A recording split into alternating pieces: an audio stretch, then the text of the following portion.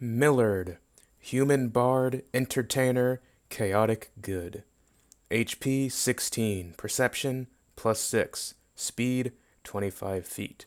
Strength 12, dexterity 14, constitution 10, intelligence 14, wisdom 12, charisma 16.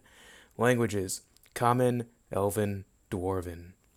Saving throws: trained in fortitude plus 3, trained in reflex plus 5, expert in will plus 6.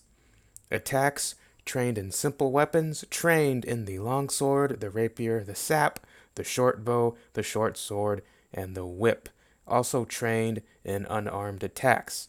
He has a rapier, which has a plus 5 to attack with the finesse property and deals 1d6 plus 1 damage. Defense: trained in light armor, trained in unarmored defense. He wears leather armor, which gives him an AC of 16.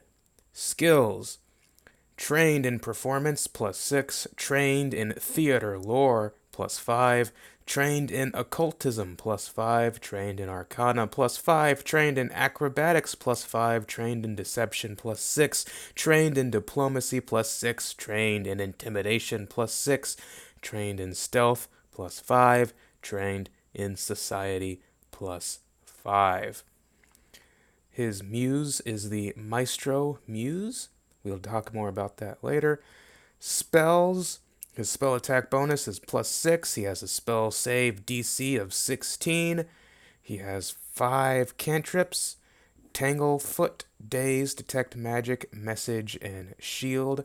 Tanglefoot is an adapted cantrip. It's an arcane cantrip, I believe. It is from the human ancestry trait. No, the human ancestry feat that he has.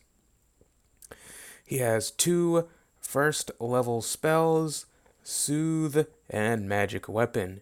He has a pool of 2 focus spells. The focus spells that he knows: the cantrip Inspire Courage, and the 2 first level focus spells, Counter Performance and Lingering Composition. His feats: his ancestry feat is adapted cantrip, which we've talked about. His skill feat is fascinating performance, and his bard feat is lingering composition, which gives him that second focus spell. Equipment: he has 7 gold pieces, 9 silver pieces, 8 copper pieces, leather armor, a rapier. He has a backpack, a bedroll, chalk, clothing, disguise kit, replacement cosmetics, a set of manacles, loot, rope, writing set, and ink and paper. He has a total of 3 bulk out of 5. Excuse me. Millard is a character that I've had for a very long time. He was one of the first characters I made when I was originally learning 3.5 D&D.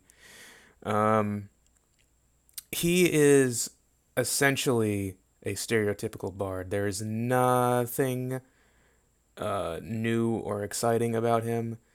He is a bard. He plays a lute. He sings.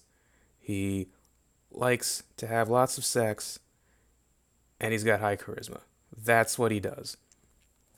The most interesting sort of I've never gone into Millard's backstory because it's more fun that way. Because as a bard, he can he's the high charisma, chaotic good bard. He can make up whatever he wants. He's told lots of stories about where he came from. Some of them may be true, some of them may not be true. No one knows. Maybe does he even know? Who knows? He probably knows. The most interesting thing about him backstory wise that I came up with, that I've kept, is that his loot, his headstock of the loot is sort of shaped like a dragon, and that, to explain why that was based off of the Blind Guardian Bard Song art. The guy has a lute that's in the shape of a dragon. And so I didn't really want the lute itself to be shaped like a dragon because that's kind of silly, but sort of the headstock you can sort of imagine is like a dragon. That's a bit more practical. But it's in the shape of a dragon, and he claims that it was given to him by a dragon.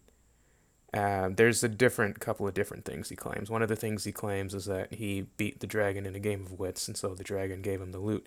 Another thing he claims was it was a female dragon, and he fucked the female dragon, and she liked it so much that she gave him the loot. Um, and he said a bunch of other things. Are any of them true? I don't know. Maybe he just had it custom made. Who knows? He's not telling. But that's the most interesting thing about him, sort of backstory wise. He's got that special little detail about his instrument. Um, Other than that, he's got basic stuff. I gave him lots of basic stuff. He's got his magic. Is I've always bards are interesting. Bards are an interesting class. I like bards a lot. They can do they can do lots of different things. They're sort of designed that way. Um, he's got lots of skills, and he's pretty good at all the skills he has. So he can do lots of different things there. Um, he also has a wide variety of spells, but the downside is that you can't really choose that many. You're limited in the amount of spells that you can have. I always think of bards more as a support class. So he's got a healing spell, and he's got magic weapon to buff people. And his cantrips are sort of similar. He's got a shield cantrip, which sort of adds a magic shield bonus to someone, like they use raise a shield action. And daze, dazes someone. Tanglefoot entangles people. Um, I really, I like the magic weapon spell. It gives you use it on someone, and that person has a +1 to attack, and then their damage dice is increased by one. So if they're using a longsword, for example, they get a +1 to attack, and the longsword does d8 damage. So they would, while the spell is on them, I think it lasts a minute. They roll 2d8 as opposed to 1d8. It's neat. Um, Sort of balanced in the sense that because of the way things work, most things in this particular game have higher HP than in other games, especially first edition Pathfinder. In second edition Pathfinder, things have a lot more HP. I'm not sure if they have. They definitely have more HP than even in fifth edition D&D. Um, but all the stereotypical bard stuff is still there. It's just in the focus spells. He has inspire courage, and counter performance, or counter song, if you will. Inspire courage does the same thing that it does before. It gives you +1 to attack and damage, and it gives you bonus to saves against mind effects or fear effects. Something I think in like third and first edition Pathfinder it was fear effects, and this one I think it's the range of things it can help you against is broadened a little bit. Um, but of course those are focus spells, so he only has a pool of two focus spells. But one of them is lingering composition, which you make a performance. It's a free action. You make a performance check, and if your performance check is high enough, then your and the next spell you do is another bard focus spell, then its effect is lengthened. So inspire courage, for example, only lasts a round. Um, but if you use lingering performance, it can last more than one round. So that's neat. One of the things that I'm sad to see that isn't in here is vicious mockery. Granted, vicious mockery is mostly a D&D thing. It was started in like fourth edition as a bard attack, because in fourth edition everyone has their own special attack powers, and vicious mockery was one of the ones the bard had, and it got adapted in fifth edition as a spell. Um, so Pathfinder never had it. So I just kind of thought that maybe they might have something similar to it, but they don't really have anything similar to it. Maybe you can one of the subsets of the skills will let you sort of demoralize an enemy, possibly. Um, intimidation might or something. I know you can use deception to like feint. So bards have a lot of skills. They have a lot of skills that they can do, and you can. There's a lot of use for skills in combat, which the book outlines. So they can do things like that to help them too, if the bard is more focused on combat. But I always view bards as more focused on support. Um, oh yeah, and one other thing I want to talk about, the muse, the maestro muse. Um, Basically, the idea of the muse in this edition of Pathfinder is that well, it's hasn't been in any other edition of Pathfinder, but the idea is that there's something that inspires the bard's performance, and there's three things. I don't remember what they are, and I'm not going to look up what they are. But one of them is maestro, which is essentially a thing. Like, well, I don't know what it is. I should look it up really quickly. Um, Hang on. Oh, I'm almost there.